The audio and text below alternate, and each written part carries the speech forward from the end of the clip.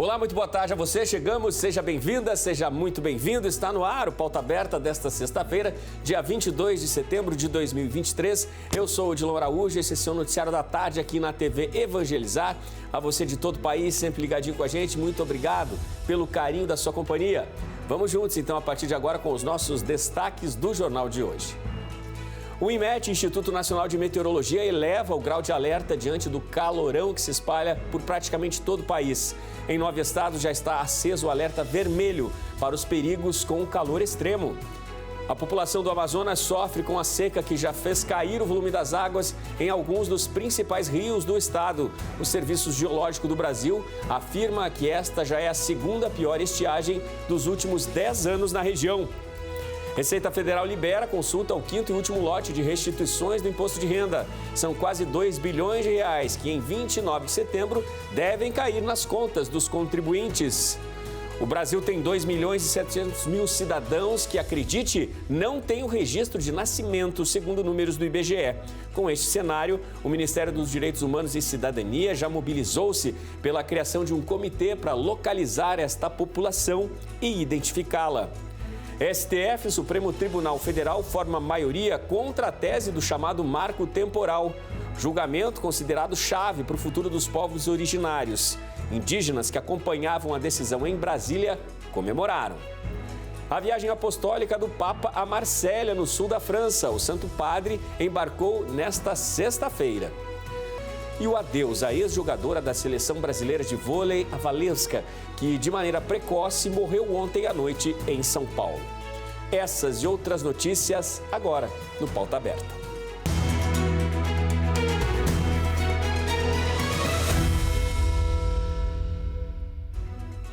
O Instituto Nacional de Meteorologia, o INMET, aumentou o grau de alerta por causa do calor em algumas regiões do país. Ao todo, 9 estados estão em alerta vermelho de grande perigo até domingo. O alerta vermelho é emitido quando as temperaturas estão fora do normal. A onda de calor que começou na segunda-feira deve ter seu ápice neste final de semana. Em algumas regiões do país, a temperatura deve ficar na casa dos 43 graus. O alerta passou de laranja para vermelho em parte de Goiás, Mato Grosso do Sul, Tocantins, Minas Gerais, Pará, Paraná e Rio de Janeiro. Em São Paulo, a temperatura deve chegar a 38 graus, sendo o maior registro dos últimos 80 anos. O alerta é válido até às 6 horas da tarde deste domingo. Avisos como este são emitidos quando um fenômeno meteorológico pode causar riscos para a saúde.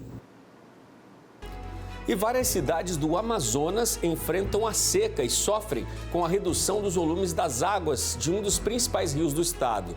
O Serviço Geológico do Brasil afirma que essa já é a segunda pior estiagem em 10 anos. Os barcos não conseguem chegar em algumas comunidades e há risco de faltar comida. Outro problema é o caminho até as escolas, que antes era tudo feito por barco e agora não é possível por causa da baixa do nível do rio Amazonas, o que também afeta o acesso das famílias à água potável. Um levantamento feito pela Defesa Civil do Estado aponta que os municípios de Benjamin Constant e Envira são as cidades em situação de emergência.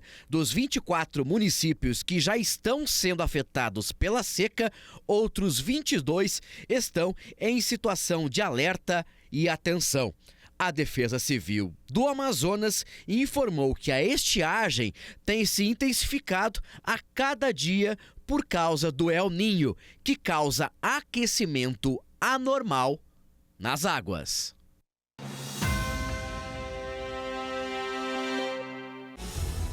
A Receita Federal abriu hoje consulta ao último lote de restituições do Imposto de Renda 2023. Este 5º lote vai ser pago dia 29 de setembro. O último lote de restituição do Imposto de Renda 2023 vai ser pago a 1.260.000 contribuintes. E as restituições somam 1.960 bilhões de reais. Os recursos vão estar disponíveis já no dia 29 de setembro. De acordo com dados do Fisco, a maior parte do valor a ser pago neste lote de restituições do imposto de renda, cerca de 1.450 bilhões de reais, será destinado aos contribuintes sem prioridade legal. Para saber se a restituição está disponível, é só acessar a página da Receita na internet e clicar na opção Meu Imposto de Renda. Em seguida, basta clicar em Consultar a restituição. Ou direto pelo aplicativo para tablets e smartphones, que permite consultar diretamente nas bases da Receita Federal informações sobre liberação das restituições do Imposto de Renda à pessoa física e a situação cadastral de uma inscrição no CPF. Ali, o contribuinte pode saber também se há alguma pendência na declaração que o impeça de receber a restituição, ou seja, se ele caiu na malha fina. E para saber se você está na malha fina, é preciso apenas acessar o extrato do imposto de renda no site da Receita Federal, no chamado ECAC, que é o Centro Virtual de Atendimento. Para acessar o extrato do imposto de renda, é preciso utilizar o código de acesso gerado na própria página da Receita Federal ou certificado digital emitido por autoridade habilitada.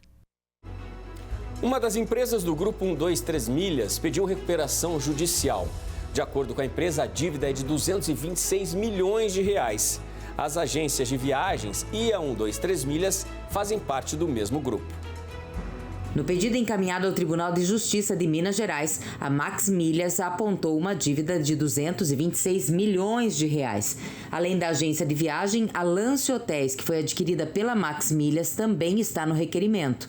A operadora, que estava fora do processo até agora, argumentou que a operação não se encontrava em grave crise financeira quando a 123 Milhas recorreu à Justiça, mas, abre aspas, agora está sofrendo reflexos da crise econômico-financeira que ensejou o pedido de recuperação judicial das primeiras recuperandas, fecha aspas.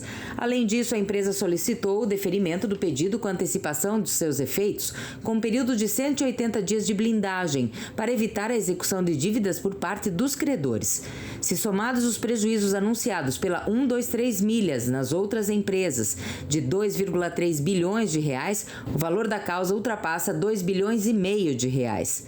Na última quarta-feira, a Justiça chegou a suspender provisoriamente a recuperação judicial da 123 Milhas, atendendo a um pedido do Banco do Brasil, credor da empresa.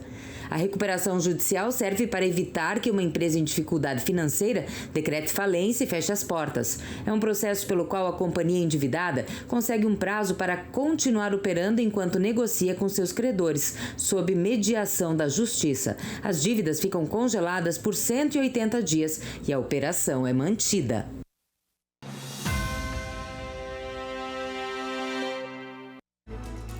No Brasil, 2.700.000 pessoas, acredite, não têm o registro de nascimento.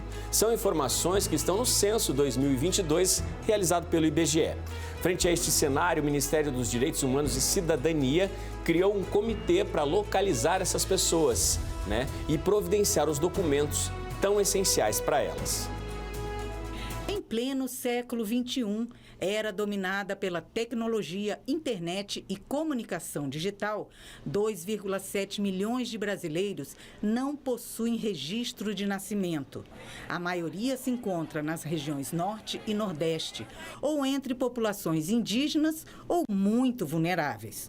Os dados são do Censo 2022, divulgados no começo deste ano. Estamos falando de indígenas, quilombolas, ciganos, povos de terreiro, ou seja, grupos sociais específicos no qual também há uma prevalecência do subregistro. Diante deste cenário, o Ministério dos Direitos Humanos e Cidadania criou um comitê com o objetivo de localizar essas pessoas em parceria com órgãos federais, estaduais e municipais e levar os documentos básicos até elas. É muito oneroso o cidadão indígena sair lá da comunidade indígena, e se deslocar quilômetros e quilômetros e quilômetros para chegar na cidade mais próxima. Então temos que pensar isso. Esclarecimento, segurança jurídica e soluções logísticas, porque senão a gente não vai conseguir combater o subregistro civil para os povos indígenas. O registro civil é o primeiro passo rumo à cidadania. Com a certidão de nascimento, o cidadão ganha nome, sobrenome e nacionalidade e obtém a carteira de identidade, o CPF, e a carteira de trabalho e previdência social. Somente quem tem esse registro de nascimento pode fazer a matrícula escolar e se cadastrar em programas sociais.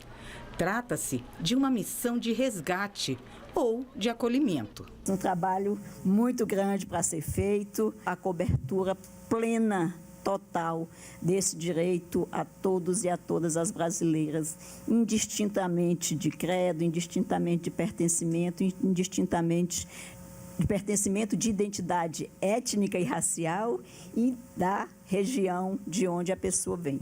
A ordem é zerar a lista dos chamados invisíveis. O comitê criado trabalha em várias frentes. Uma delas é conscientizar a sociedade para o problema. Daí a decisão de lançar uma coletânea de pesquisas sobre o registro civil na formação do povo brasileiro.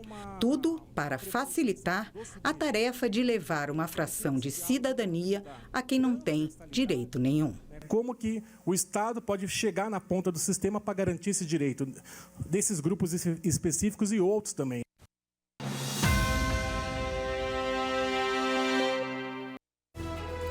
A Santa Casa de Misericórdia do Recife está completando 165 anos de história. E por conta disso, uma programação especial está marcando a semana por lá. Afinal, há muito o que comemorar. É uma instituição secular com serviços de dedicação aos mais pobres. Uma missa de ação de graças celebrada pelo arcebispo de Olinda e Recife, Dom Paulo Jackson, abençoou um pouco mais essa história de bondade e devoção à saúde de todos.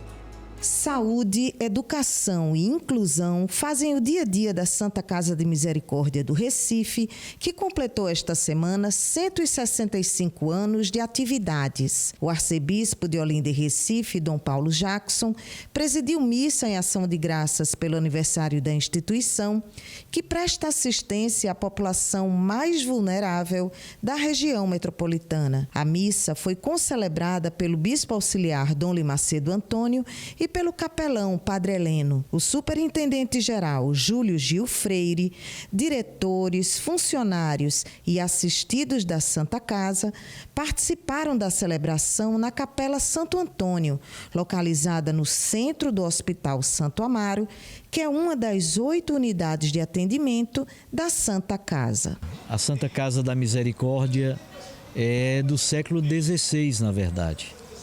Aqui na nossa arquidiocese, a presença da Santa Casa está há 165 anos. E é um trabalho muito bonito vinculado à assistência a crianças nos vários educandários, à filantropia com abrigo para idosos e pessoas com deficiência visual e, sobretudo, o Hospital Santo Amaro, o chamado Hospital da Santa Casa. Um hospital que atende plenamente pelo SUS e que está a serviço dos pobres. A grande beleza da Santa Casa é estar a serviço dos pobres. Então, nossos parabéns, bênçãos de Deus, muita paz, muita bênção para essa instituição que cuida muito, sobretudo dos pobres, os preferidos de Deus. As 8 unidades que fazem parte do complexo da Santa Casa de Misericórdia foram apresentadas durante a missa. Alunos e professores dos educandários, os assistidos pelo Instituto dos Cegos, os idosos do Centro Geriátrico Padre Venâncio e até pacientes do hospital. Na presença e na oferta de todos, estava representado o amor ao próximo, base desses 165 anos de história. Por ano, 800 crianças, idosos e deficientes visuais são beneficiados e são realizados 450 mil atendimentos hospitalares, todos gratuitos, via SUS. Da Arquidiocese de Olinda e Recife, Luciana Falcão, para a TV Evangelizar. No próximo bloco, a viagem do Papa Francisco a Marsella, no sul da França. E ainda o adeus à ex-jogadora de vôlei da seleção brasileira, Valeuska Oliveira. Fique ligadinho com a gente, o intervalo é rápido. Voltamos já.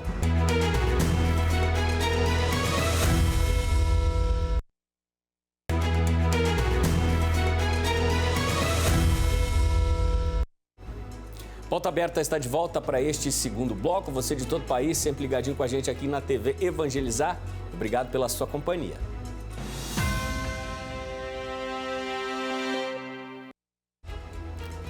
O Papa Francisco aterrissou agora à tarde em solo francês. Na 44ª viagem apostólica do Santo Padre, ele cumpre a agenda na cidade de Marselha, no sul da França, para encontros com jovens e também com a comunidade católica. É o que mostram nossos correspondentes em Roma. Na chegada ao aeroporto internacional de Marselha, no sul da França, Francisco foi recebido pela primeira-ministra Elisabeth Borne. O Santo Padre foi acolhido com honras militares, numa cerimônia breve e sem discursos.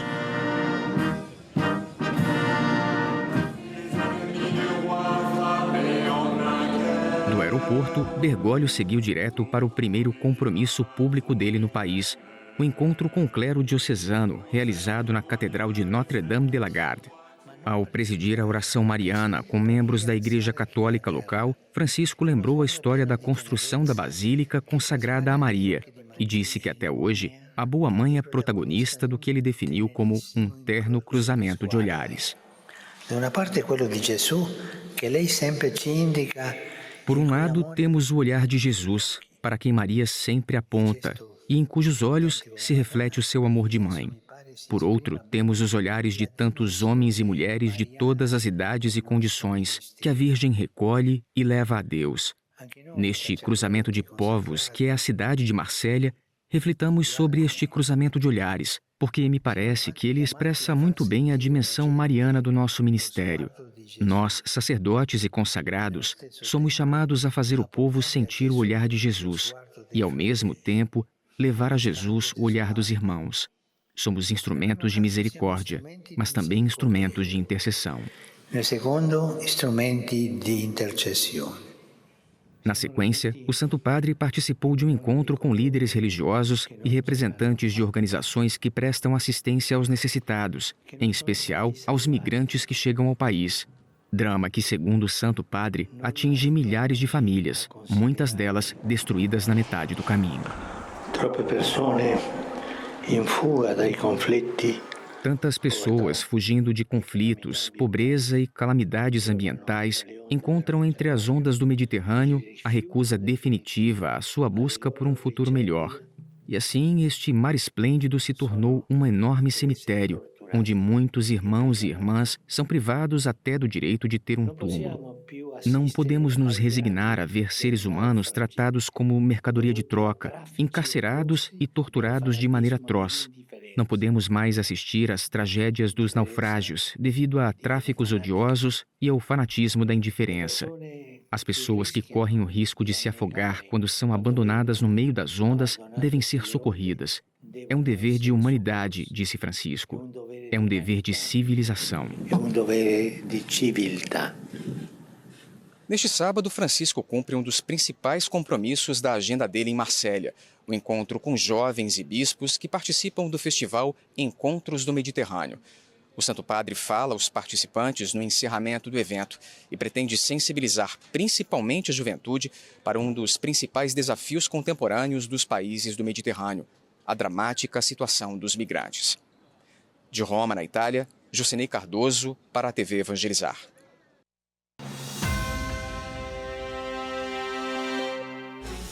O STF, o Supremo Tribunal Federal, formou maioria contra a tese do marco temporal, um julgamento considerado chave para o futuro dos povos originários e suas terras ancestrais, que são vistas como uma barreira importante contra o desmatamento.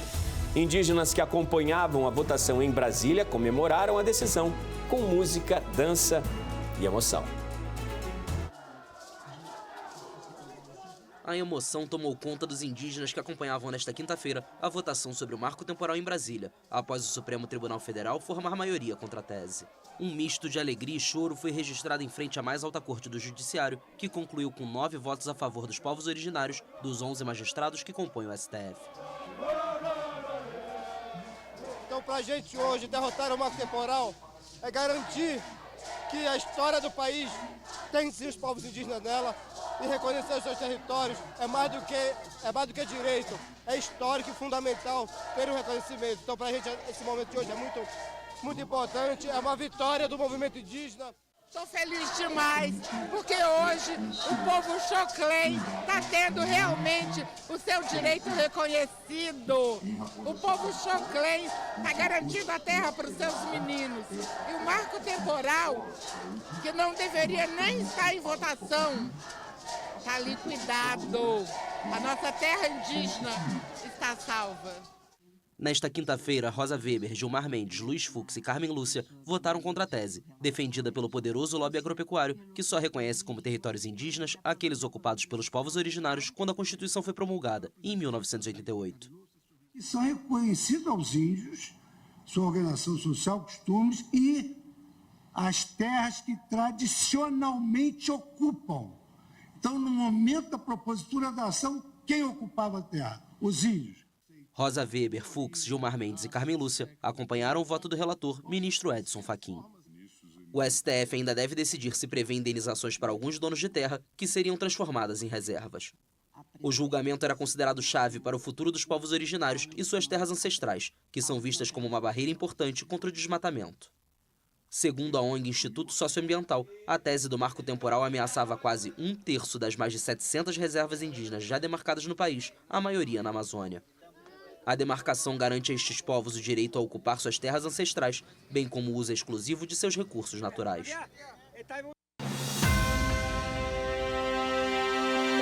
E outros 2 jogos fecham esta 24ª rodada. Hoje tem o líder Botafogo em campo. O duelo de amanhã vai ser em Minas Gerais. Hoje, às 8 horas da noite, o jogão entre Corinthians e o líder Botafogo, marcada para a Neoquímica Arena em São Paulo. Se de um lado os donos da casa precisam da vitória para escapar daquele pelotão de times mais perto da zona do rebaixamento, o Botafogo, vindo de 2 derrotas seguidas, precisa pontuar novamente para manter conforto lá na frente e seguir forte na briga pelo título. O jogo de amanhã, que fecha a 24ª rodada, será entre Galo e Cuiabá, marcado para as 9 da noite na Arena MRV em Belo Horizonte. De um lado, o Galo quer manter a retomada de vitórias para voltar à briga pelas primeiras posições. Do outro, com 4 derrotas seguidas, o Cuiabá precisa voltar a pontuar. Inteligência e tecnologia serão usadas para reforçar a segurança nos estádios. Uma das medidas prevê a identificação biométrica de torcedores na entrada das arenas. Isso acontece já em Curitiba, na Arena do Atlético Paranaense. Mas foi firmado um acordo agora, entre a CBF e os Ministérios da Justiça e do Esporte, e o Vasco deve ser o próximo clube a providenciar esta medida. Ter um futebol que é referência de boas práticas. Essa é a meta. A parceria entre o governo federal e a CBF quer impedir que a rivalidade ultrapasse as linhas do campo e vire violência nas arquibancadas. E a aposta é na integração de tecnologia com os órgãos de segurança, o que vai permitir a troca de informações desde a comercialização dos ingressos até a entrada nos estádios. O projeto prevê o cruzamento de dados para a identificação dos torcedores. O projeto começa a ser implantado pelo estádio do Maracanã, no Rio de Janeiro, onde já foram feitos 20 testes em jogos do Flamengo, quando foram identificados CPFs inválidos e pessoas com mandados de prisão em aberto, por exemplo. A adesão dos demais estádios Brasil afora é voluntária e de graça. E a expectativa do governo é otimista. Nós temos a expectativa de adesão imediata, porque é um ato em que a atuação do governo federal, no caso liderado pelo Ministério do Esporte, o próprio Ministério da Justiça, claro, e a própria confederação. Então eu tenho certeza que até o final do ano a imensa maioria dos clubes irá aderir, e com isso nós vamos ter a implementação passo a passo, evidentemente, desse projeto, e será um sucesso. A intenção é que o sistema também impeça a atuação dos famosos cambistas. Nos testes a gente pegou gente tentando entrar no estádio com CPF de morto, de gente que já faleceu. Isso é o cambista, que ele compra um ingresso com o CPF dele e depois ele tenta comprar outros com CPFs inexistentes para vender. Então a gente vai mostrar também o seguinte: não compre ingresso do cambista, não estimule essa prática, porque se chegar na catraca e o CPF for inválido, você não vai entrar. A mudança de realidade nos estádios brasileiros também pode ser um diferencial para que que o país receba competições mundiais como a Copa do Mundo de Futebol Feminino. O programa de hoje é o primeiro passo de um projeto audacioso do Brasil, que é sediar a Copa do Mundo Feminina de 2027. E nós só podemos trabalhar nisso no momento em que tivermos segurança nos estados, tivermos a garantia que teremos uma corrente de forças nos ministérios para trabalhar e entregar à FIFA o que ela quer. Não há previsão de investimento público para a implantação do projeto. O governo entra com auxílio técnico aos clubes para a integração dos sistemas. Reafirmamos o compromisso de trabalhar em conjunto e harmonia em prol do fortalecimento do futebol brasileiro, para que tenha condições de gerar ainda mais emprego e renda no país e por ser referência de boas práticas para toda a sociedade. O Pauta Aberta hoje presta uma homenagem à ex-jogadora da Seleção Brasileira de Vôlei Feminino, a Valeuska, que faleceu ontem à noite. Valeuska foi uma das que brilharam naquela equipe na conquista do primeiro ouro olímpico brasileiro para o vôlei feminino. Uma jogadora talentosa, companheira, generosa nas equipes por onde passou, Minas, Osasco, Praia Clube. Exemplo para tantas outras das novas gerações que, companheiras ou adversárias, estão hoje jogando nas quadras pelo país ou no exterior. Valeuska, de 43 anos de idade, tinha se aposentado ano passado, após o fim da temporada 2021-2022. A jogadora da nossa seleção tinha lançado um livro que contava sobre a trajetória que teve. Em outras redes, estava divulgando o novo livro. Ela, inclusive, visitou esta semana o CT do Palmeiras. Ao receber a notícia da morte precoce da ex-atleta, o técnico Abel Ferreira ficou consternado. Nas redes sociais foram centenas de manifestações, tristeza de fãs e personalidades pelo falecimento da ex-jogadora da seleção. No boletim de ocorrência da Polícia de São Paulo, a triste confirmação de que Valeuska caiu do 17º andar do prédio onde morava com o marido. Também, segundo a polícia, no apartamento onde ela estava, sozinha naquele momento, estavam uma garrafa de vinho e uma carta que teria sido deixada por Valeuska. É um momento muito triste para o vôlei e para o esporte brasileiro. Uma guerreira nas quadras que foi exemplo para tantos e tantas atletas, tão cedo deixa o Brasil inteiro consternado e de luto. Que Deus leve muita luz aos amigos e familiares da ex-jogadora. Da nossa equipe aqui do Pauta Aberta, as mais respeitosas condolências, principalmente aos amigos e familiares da jogadora Valeuska. Hoje o nosso programa termina aqui. Uma excelente tarde para você, bom fim de semana, até a semana que vem.